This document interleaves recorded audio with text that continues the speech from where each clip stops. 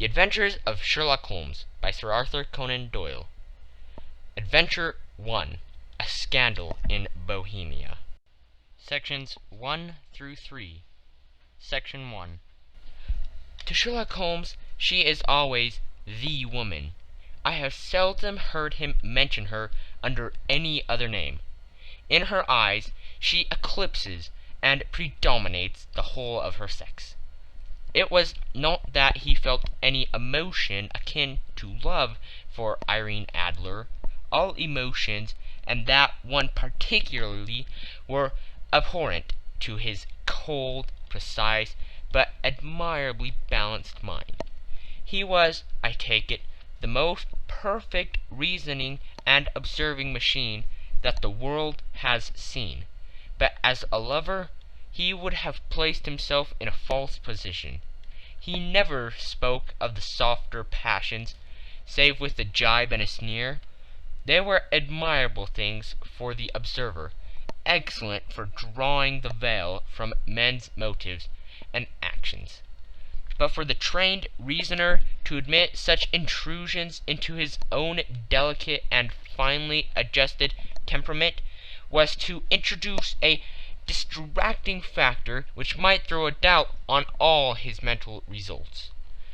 Grit in a sensitive instrument, or a crack in one of his own high-powered lenses, would not be more disturbing than a strong emotion in a nature such as his. And yet there was but one woman to him, and that woman was the late Irene Adler, of dubious and questionable memory. I have seen little of Holmes lately. My marriage had drifted us away from each other. My own complete happiness and the home-centered interests which rise up around the man who first finds himself master of his own establishment were sufficient to absorb all my attentions, while Holmes, who loathed every form of society with his whole Bohemian soul, remained in our lodgings in Baker Street. Buried among his old books and altering from week to week between cocaine and ambition, the drowsiness of the drug, and the fierce energy of his own keen nature, he was still, as ever, deeply attracted by the study of crime, and occupied his immense faculties and extraordinary powers of observation in following out these clues, and clearing up those mysteries which had been abandoned as hopeless by the official police. From time to time I heard some vague account of his doings, of his summons to Odessa in the case of the Trepov murder, of his clearing up of the singular tragedy of the Atkinson brothers at Trincomalee, and finally of the mission which he had accomplished so delicately and successfully for the reigning family of Holland.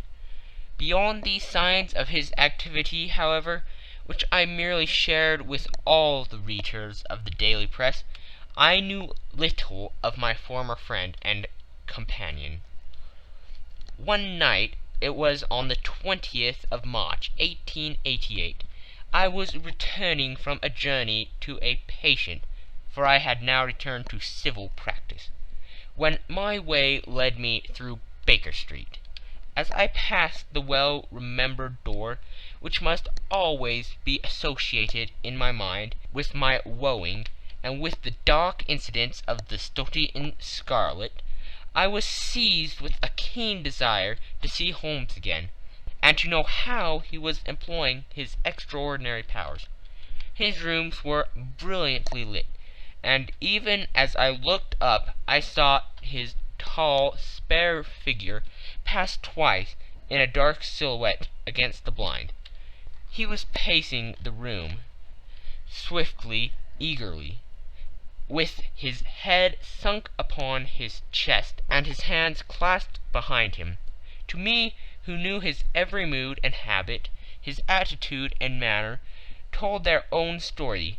He was at work again.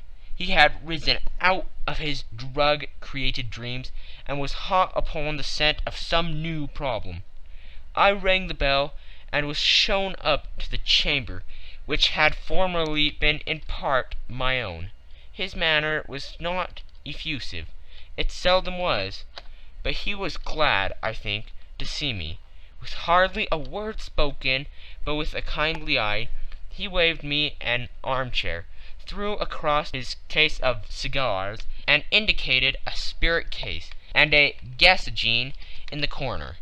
Then he stood before the fire and looked me over in his singular, introspective fashion. "Wedlock suits you," he remarked. "I think, Watson, that you have put on 7.5 pounds since I saw you." "7!" I answered. "Indeed, I should have thought a little more, just a trifle more, I fancy, Watson. And in practice again, I observe. You did not tell me that you intended to go into harness." "Then how do you know?" "I see it. I deduce it. How do I know that you have been getting yourself very wet lately, and that you have a most clumsy and careless servant girl?" "My dear Holmes," said I, "this is too much. You would certainly have been burned had you lived a few centuries ago. It is true that I had a country walk on Thursday, and came home in a dreadful mess. But as I have changed my clothes, I can't imagine how you deduce it. As to Mary Jane, she is incorrigible, and my wife has given her notice. But there again I fail to see how you work it out." He chuckled to himself, and rubbed his long, nervous hands together.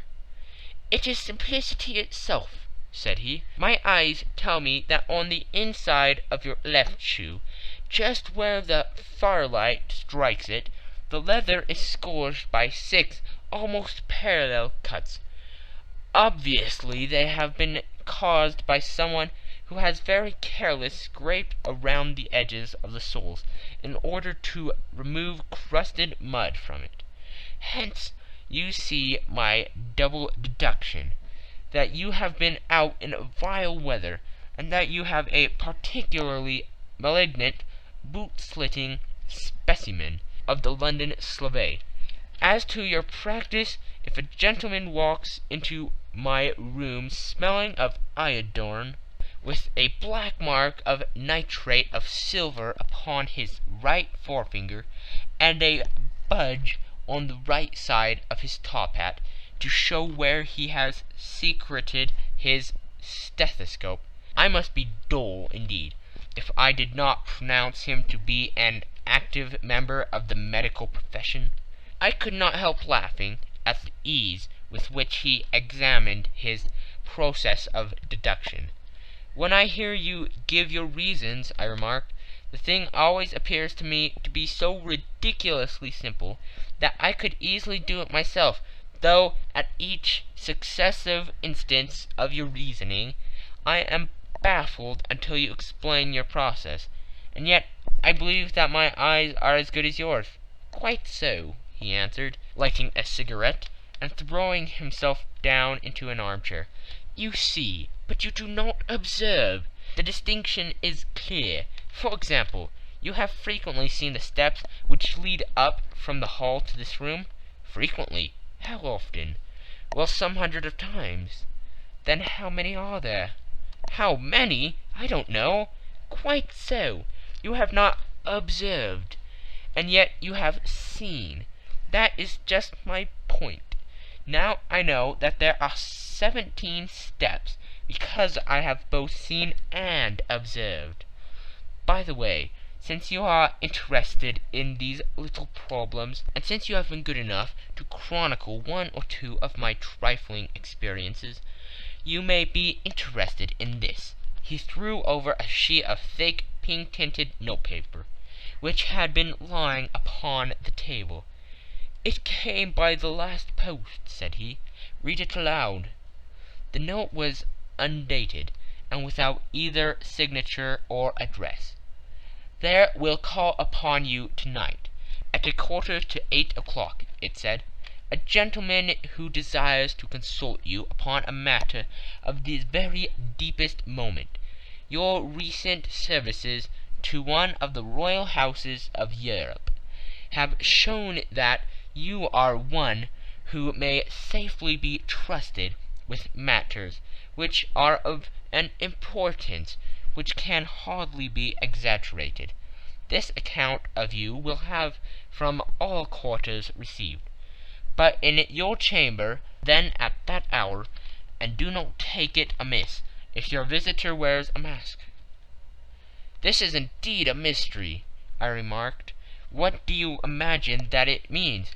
"I have no data yet. It is a capital mistake to theorize before one has data. Insensibly one begins to twist facts to suit theories, instead of theories to suit facts. But the note itself, what do you deduce from it?" "I certainly examined the writing, and the paper upon which it was written." "The man who wrote it was presumably well-to-do," I remarked, endeavoring to imitate my companion's process. "Such paper could not be bought under half-a-crown a packet. It is peculiarly strong and stiff." "Peculiar, that is the very word," said Holmes. "It is not an English paper at all. Hold it up to the light." I did so, and saw a large E with a small g, a P and a large G with a small t woven into the texture of the paper. "What do you make of that?" asked Holmes. "The name of the maker, no doubt, or his monogram, rather." "Not at all. The G with the small t stands for Gesellschaft, which is German for company. It is a customary contraction like our CO. P, of course, stands for paper. Now for the EG. Let us glance at our continual gazetteer." He took down a heavy brown volume from his shelves. Eglots. Here we are. Egeria. It is in a German-speaking country in Bohemia, not far from Carlsbad, remarkably as being the scene of the death of Wallenstein, and for its numerous glass factories and paper mills. Ha ha, my boy, what do you make of that?" His eyes sparkled, and he sent up a great blue triumphant cloud from his cigarette. "The paper was made in Bohemia," I said. "Precisely. And the man who wrote the note is a German. Do you note the particular contraction of the sentence, 'This account of you we have from all quarters received'? A Frenchman or Russian could not have written that. It is the German who is so unctuous to his verbs. It only remains, therefore, to discover what is wanted by this German, who writes upon Bohemian paper, and prefers wearing a mask to showing his face. And here he comes, if I am not mistaken, to resolve all our doubts." As he spoke, there was the sharp sound of horses' hoofs, and the grating wheels against the curb, followed by a sharp pull at the bell. Holmes whistled. "A pair by the sound," said he. "Yes," he continued, glancing out of the window, "a nice little Brogman, and a pair of beauties, 150 guineas apiece. There's money in this case, Watson, if there is nothing else. I think that I had better go, Holmes." "Not a bit, Doctor. Stay where you are. I am lost without my Boswell, and that promises to be interesting. It would be a pity to miss it. But your client, never mind him. I may want your help, and so may he. Here he comes. Sit down in that armchair, Doctor, and give us your best attention." A slow and heavy step, which had been heard upon the stairs and in the passage, paused immediately outside the door. Then there was a loud and authoritative tap. "Come in," said Holmes.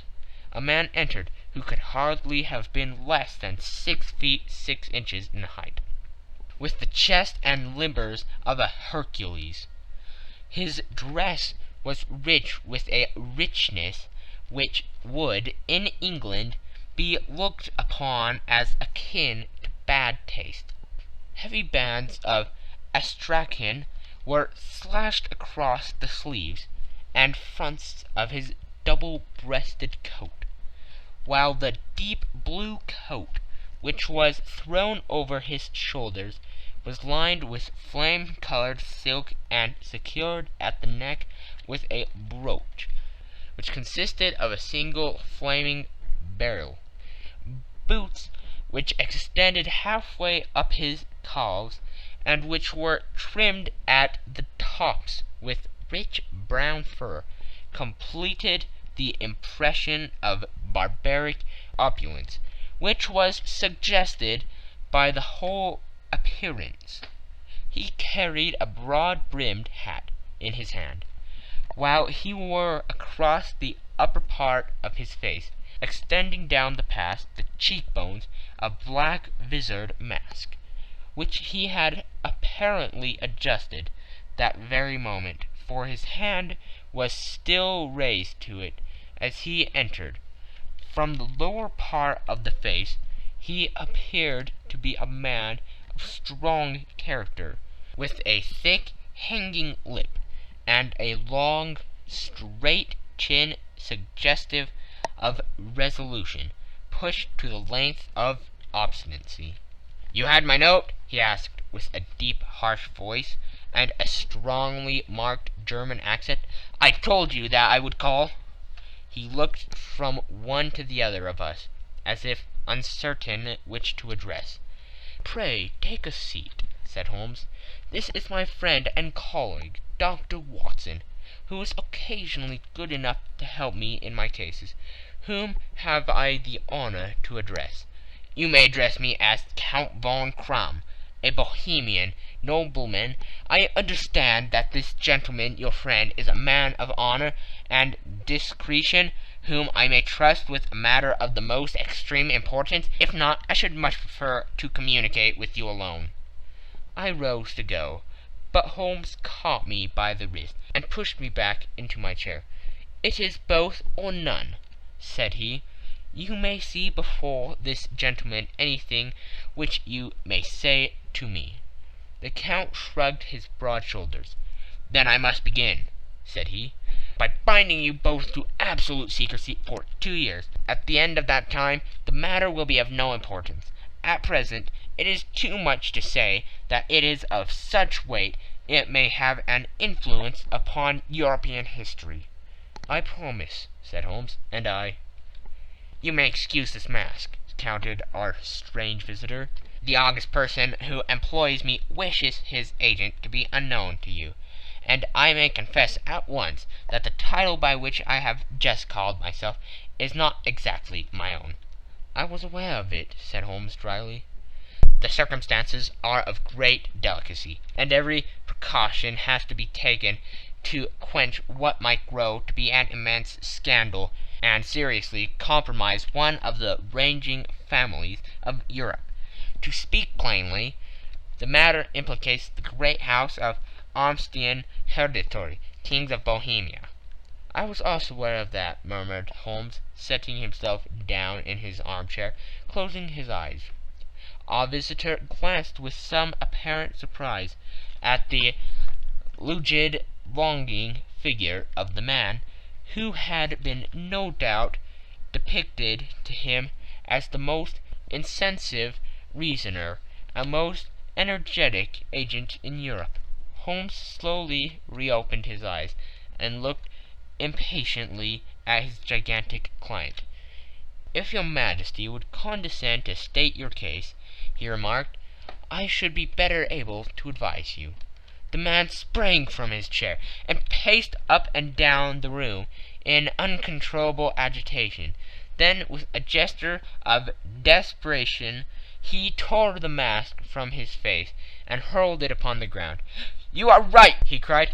"I am the king. Why should I attempt to conceal it?" "Why, indeed?" murmured Holmes. "Your Majesty had not spoken before. I was aware that I was addressing William Gottrich Sigmund von Armstrong, Grand Duke of Castle Flatzin and hereditary King of Bohemia. But you can understand, said our strange visitor, sitting down once more and passing his hand over his high white forehead. You can understand that I am not accustomed to doing such business in my own person, that I could not confide it to an agent without putting myself in his power. I have come incognito from Prague, from the purpose of consulting you. Then pray consult, said Holmes, shutting his eyes once more. The facts are briefly these. Some 5 years ago, during a lengthy visit to Warsaw, I made the acquaintance of the well-known adventuress Irene Adler. The name is no doubt familiar to you? Kindly look her up in my index, Doctor, murmured Holmes, without opening his eyes. For many years he had adopted a system of docking all paragraphs concerning men and things, so that it was difficult to name a subject or a person on which he could not at once furnish information.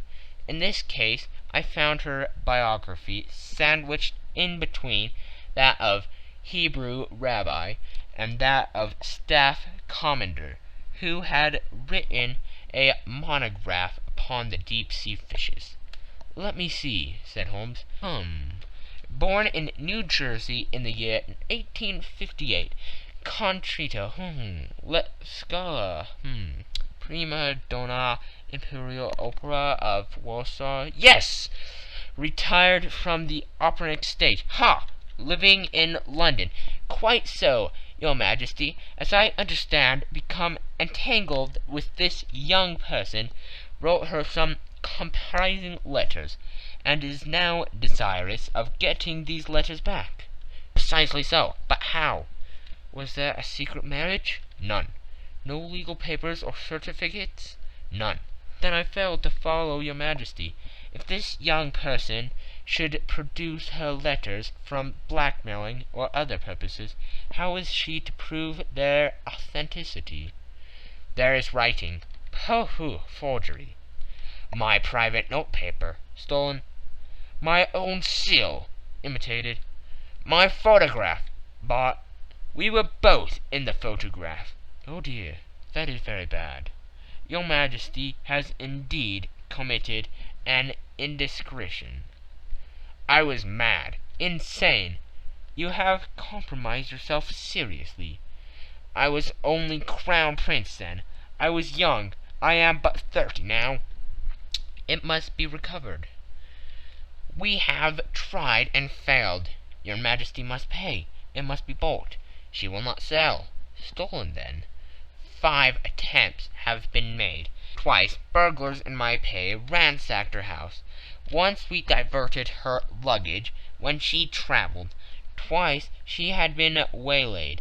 There has been no result. No sign of it? Absolutely none. Holmes laughed. It is quite a pretty little problem, said he. But a very serious one to me, returned the king reproachfully. Very indeed. What does she propose to do with the photograph? To ruin me. But how? I'm about to be married. So I have heard. To Claudia Lorman von Saxe-Montenegrin, second daughter of the King of Scandinavia. You may know that strict principles of her family. She is herself the very soul of delicacy. A shadow of a doubt as to my conduct would bring the matter to an end. And Irene Adler threatens to send him a photograph. And she will do it. I know that she will do it. You do not know her, but she has a soul of steel. She has the face of the most beautiful of women, and the mind of the most resolute of men. Rather than I should marry another woman, there are no lengths to which she would not go. None. You are sure that she has not sent it yet?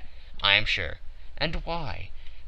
Because she has said that she would send it on the day when the betrothal was publicly proclaimed. That would be next Monday. Oh, then we have 3 days yet, said Holmes with a yawn. That is very fortunate. as I have one or two matters of importance to look into just at present. Your Majesty will, of course, stay in London for the present?" "Certainly. You will find me at the Langram under the name of the Count von Kram."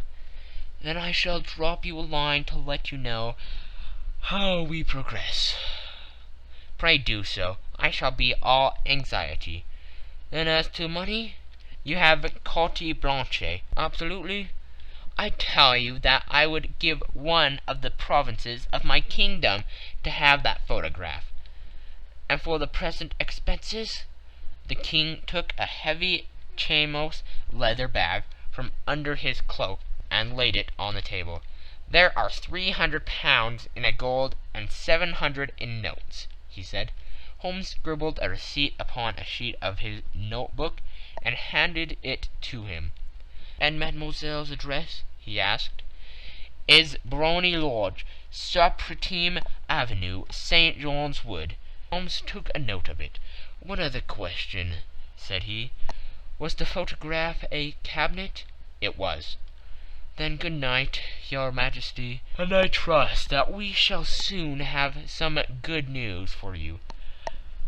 "And good night, Watson," he added, as the wheels of the Royal brougham rolled down the street. "If you will be good enough to call tomorrow afternoon at 3 o'clock, I should like to chat this little matter over with you." End of Section 1.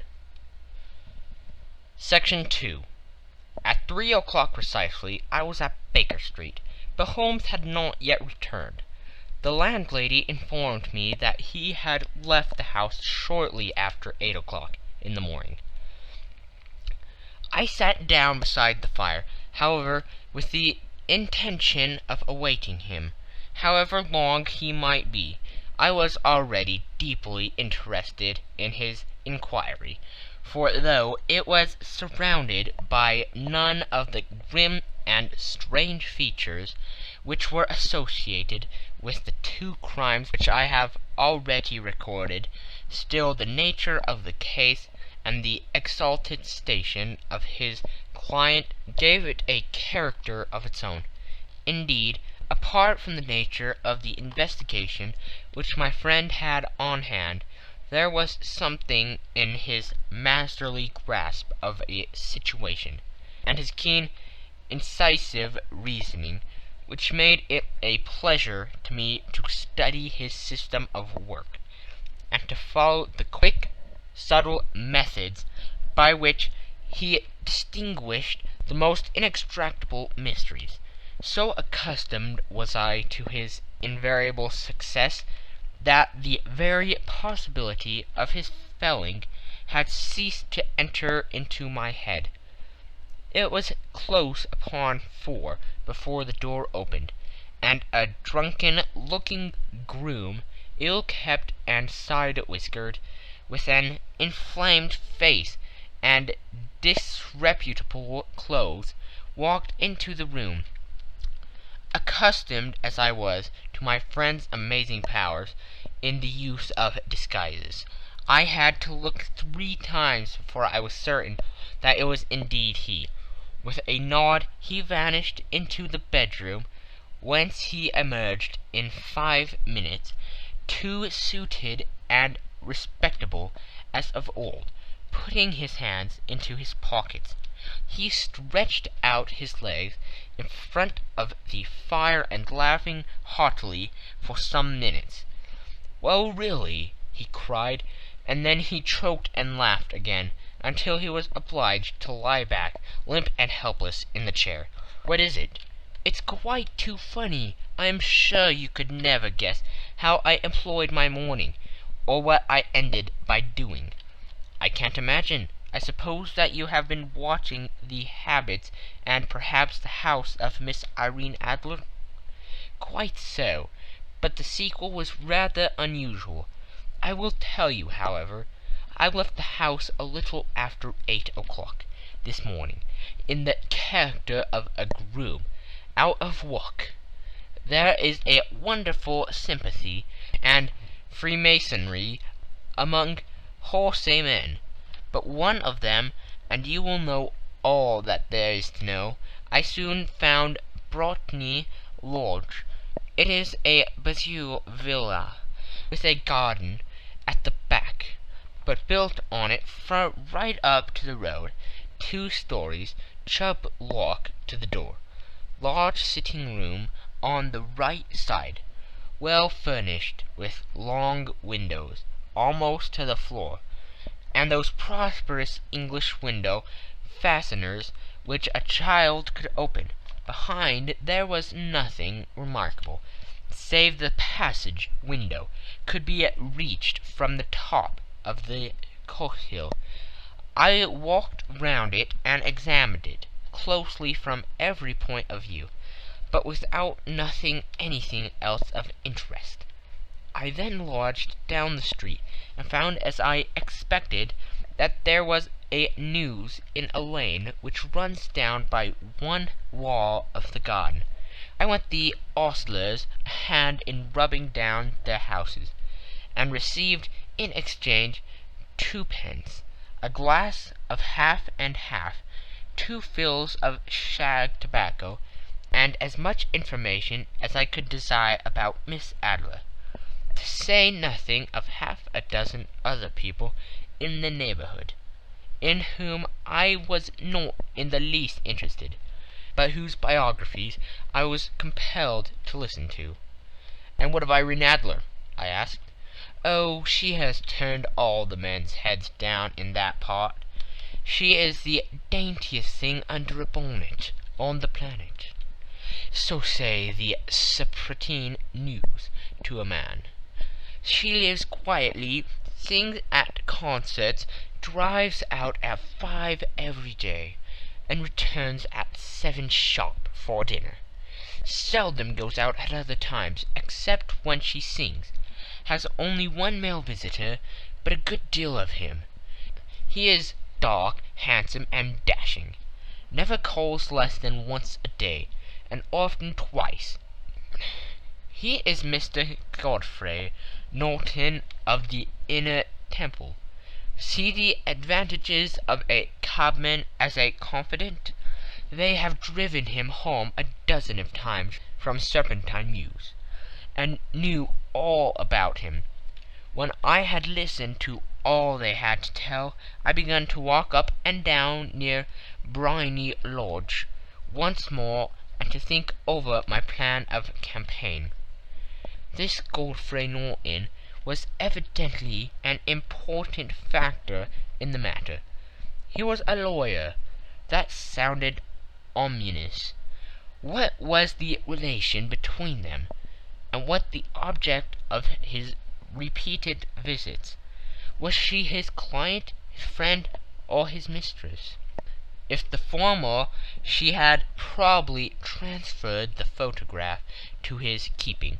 If the latter, it was less likely on the issue of this question deepened whether I should continue my work at Briony Lodge, or turn my attention to the gentlemen's chambers in the Temple.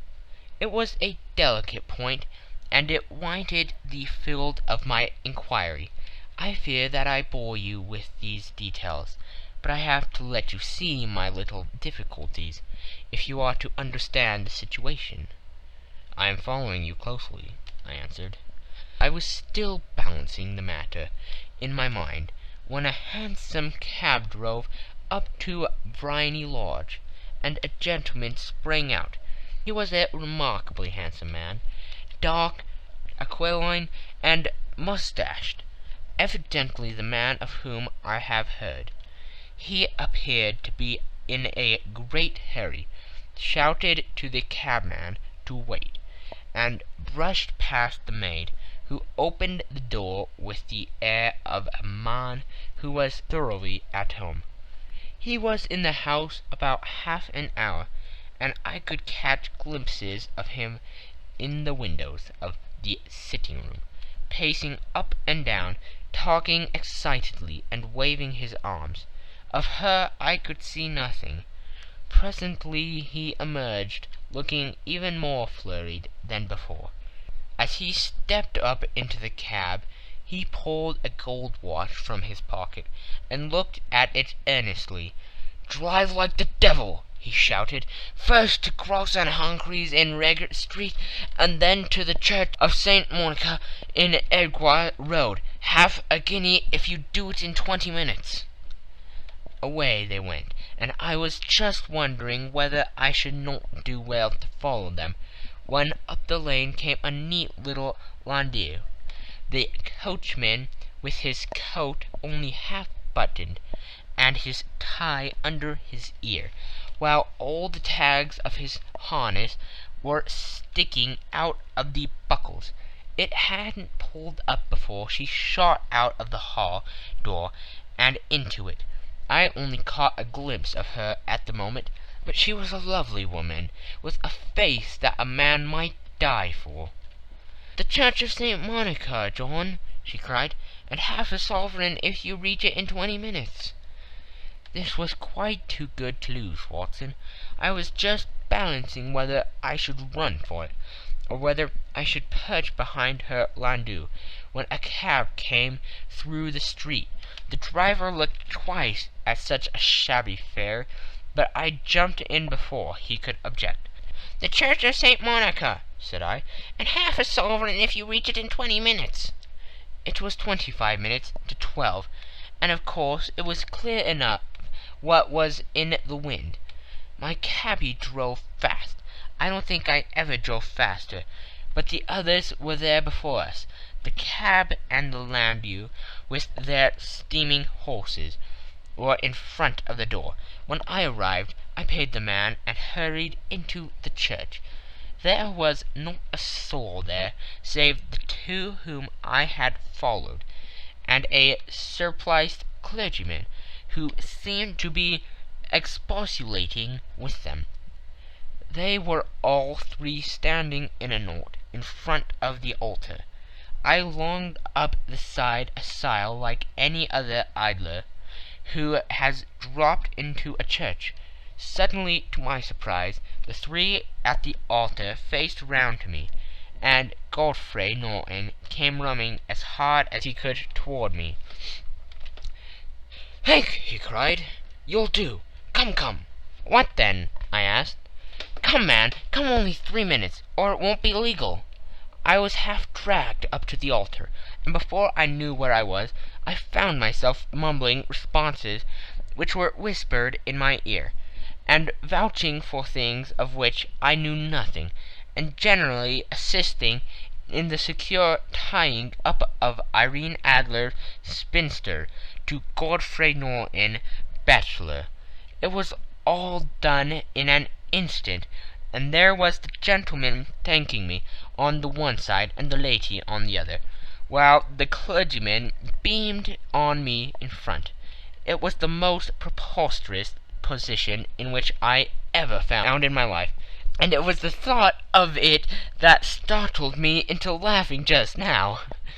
It seems that there had been some informality about their license, that the clergyman absolutely refused to marry them without a witness of some sort, and that my lucky appearance saved the bridegroom from having to sally out into the street in search of a best man.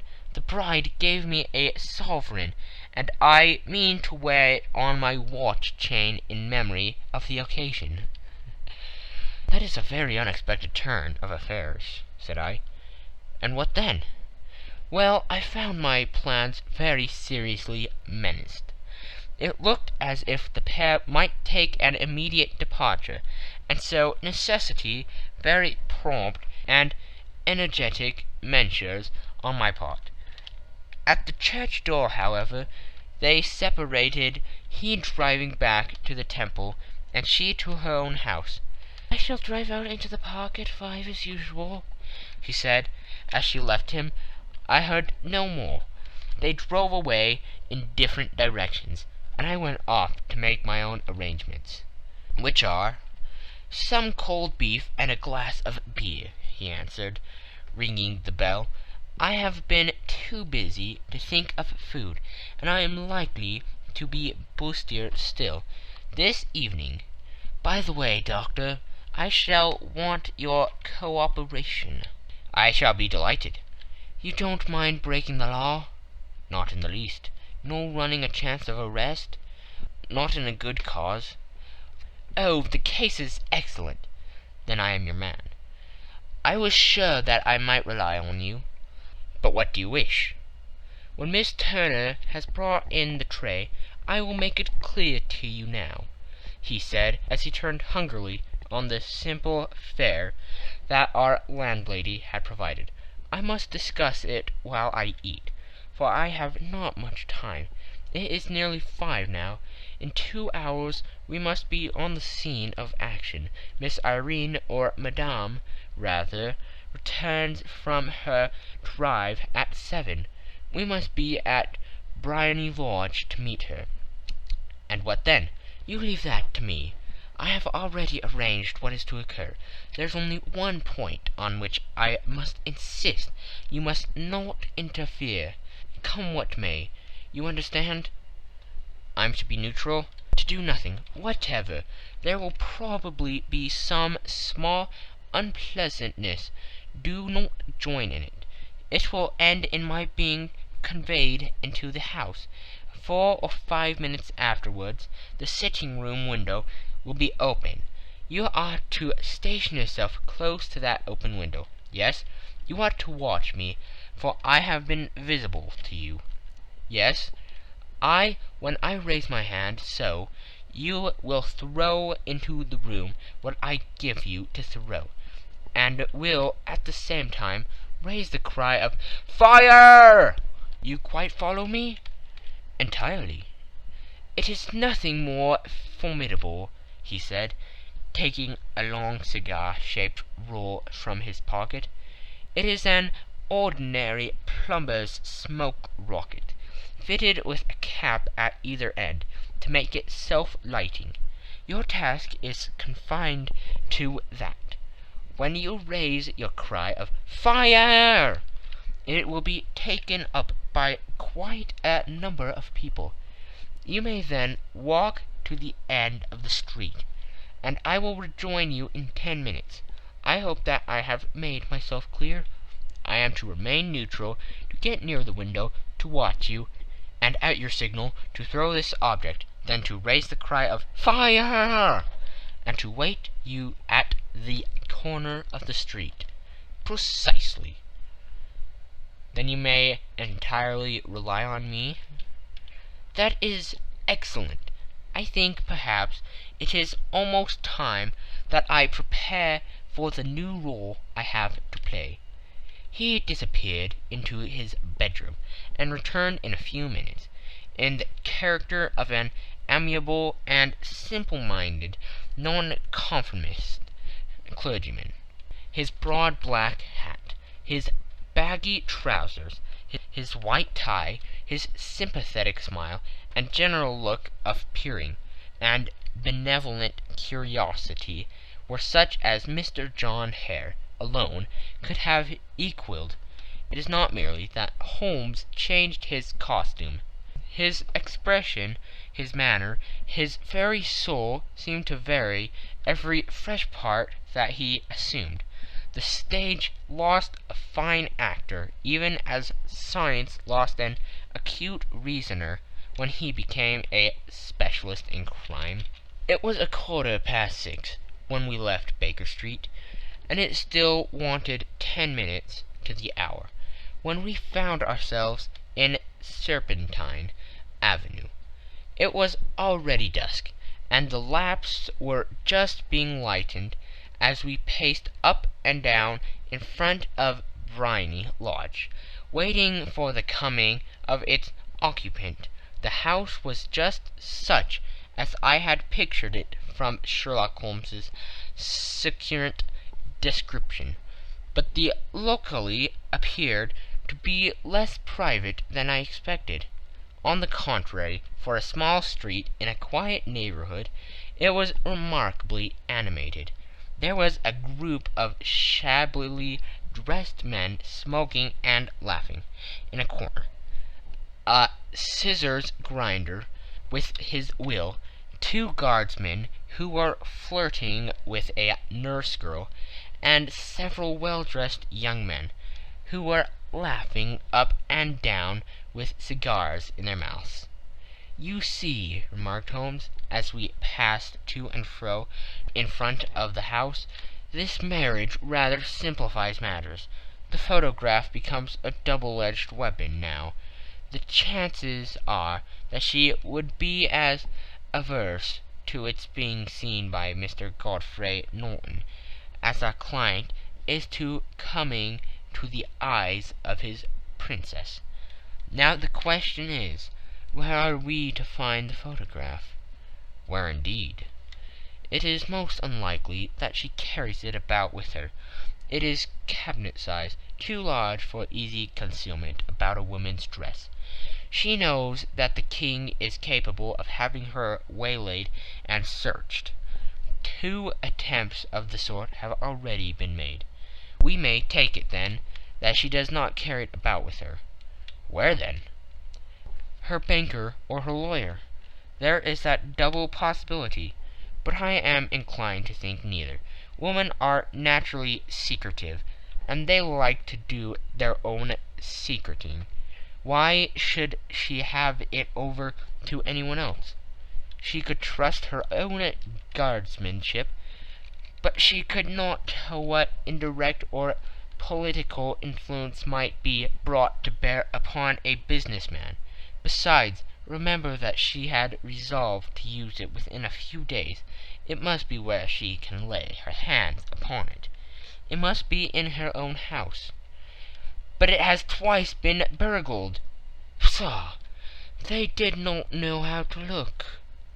"But how will you look?" "I will not look." "What then?" "I will get her to show me." "But she will refuse." "She will not be able to. But I hear the rumble of wheels. It is her carriage. Now carry out my orders to the letter." As he spoke, the gleam of the side-lights of a carriage came round the curve of the avenue. It was a smart little landau, which rattled up to the door of Bohemia Lodge. As it pulled up, one of the loafing men at that corner dashed forward to open the door, in the hope of earning a copper, but was elbowed away by another loafer, who had rushed up with the same intention. A fierce quarrel broke out, which was increased by the 2 guardsmen, who took sides with one of the longers, and by the scissors grinder, who was equally hot upon the other side. A blow was struck, and in an instant the lady, who had stepped from her carriage, was the centre of a little knot of flourished and struggling men, who struck savagely at each other with their fists and sticks. Holmes dashed into the crowd to protect the lady, but just as he reached her he gave a cry and dropped to the ground, with the blood running freely down his face.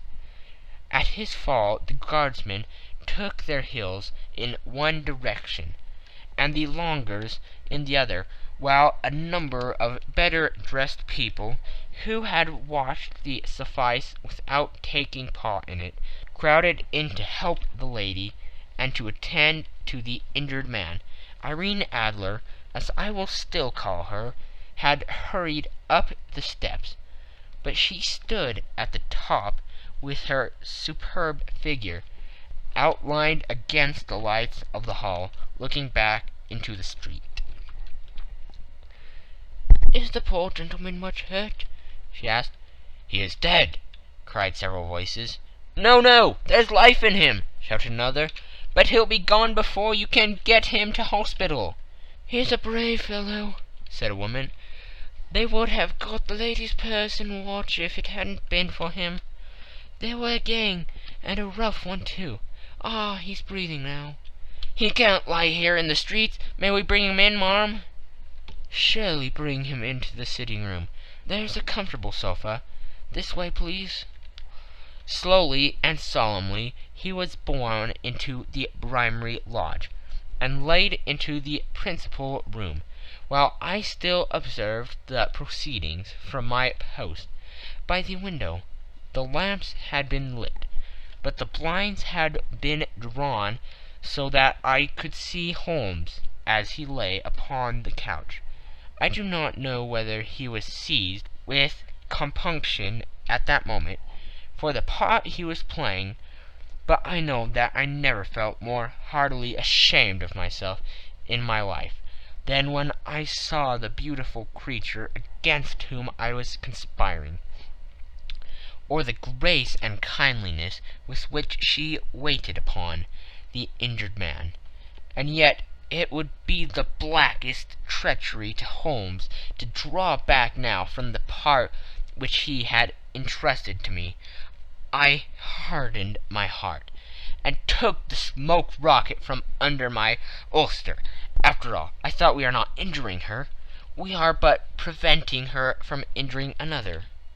Holmes had sat up upon the couch, and I saw him mention like a man who is in need of air. A maid rushed across the threshold, opened the window. At the same instant I saw him raise his hand, and at the signal I tossed my rocket into the room, with a cry of "Fire!" The word was no sooner out of my mouth than the whole crowd of spectators, well dressed and ill, gentlemen, ulsters, and servant-maids, joined in the general shriek of "Fire!" Thick clouds of smoke curled through the room, and out those open windows I caught a glimpse of rushing fingers, and a moment later the voice of Holmes from within, assuring them that it was a false alarm. Slipping through the shouting crowd, I made my way to the corner of the street, and in 10 minutes was rejoiced to find my friend's arm in mine, and to get away from the scene of uproar. He walked swiftly and in silence for some few minutes, until we had turned down on one of the quiet streets which led towards the Edgware Road. "You did it very nicely, Doctor," he remarked. "Nothing could have been better. It is all right." "You have the photograph?" "I know where it is." "And how did you find out?" "She showed me, as I told you she would." "I am still in the dark." "I do wish to make a mystery," said he, laughing. "The matter was perfectly simple. You are, of course, saw that everyone in the street was an accomplice. They were all engaged for the evening." "I guessed as much." "Then, when the row broke out, I had a little moist red paint in the palm of my hand. I rushed forward, fell down, clapped my hand to my face, and became a piteous spectacle. It is an old trick." "That also I could fathom." "Then they carried me in. She was bound to have me in. What else could she do? And into her sitting-room, which was the very room which I suspected. It lay between that and her bedroom, and I was determined to see which. They laid me on a couch. I motioned for air. They were compelled to open the window, and you had your chance." "How did that help you?" "It was all important. When a woman thinks that her house is on fire, her instinct is at once to rush to the thing which she values most. It is a perfectly overpowering impulse, and I have more than once taken advantage of it. In the case of the Darlington substitution scandal, it was of use to me, and also in the Arnsworth Castle business. A married woman grabs at her baby, an unmarried one reaches for her jewelry box. Now it was clear to me that Our Lady of today had nothing in the house more precious to her than what we are in quest of. She would rush to secure it. The alarm of the fire was admirably done. The smoke and shouting were enough to shake nerves of steel. She responded beautifully. The photograph is in a recuse behind a sliding panel, just above the right bell pull. She was there in an instant, and I caught a glimpse of it as she half drew it out. When I cried out that it was a false alarm, she replaced it, glancing at the rocket, rushed from the room, and I have not seen her since. I rose, and making my excuses, escaped from the house. I hesitated whether to attempt to secure the photograph at once, but the coachman had come in, and as he was watching me narrowly, it seemed safer to wait. A little over precipitance may ruin all. "And now?" I asked. "Our quest is practically finished. I shall call with the king tomorrow, and with you, if you care to come with us. We will be showed into the sitting-room to wait for the lady. But it is probable that when she comes, she may find neither us nor the photograph. It might be a satisfaction to His Majesty to regain it with his own hands." "And when will you call?" "At 8 in the morning. She will not be up, so that we shall have a clear field. Besides, we must be prompt, for this marriage may mean a complete change in her life and habits. I must wire to the king without delay." We had reached Baker Street, and had stopped at the door. He was searching his pockets for the key, when someone passing said, "Good night, Mr. Sherlock Holmes." There were several people on the pavement at the time, but the greeting appeared to come from a slim youth in an ulster who had hurried by. "I've heard that voice before," said Holmes, starting down the dimly lit street. "Now I wonder who the deuce that could have been." End of Section 2.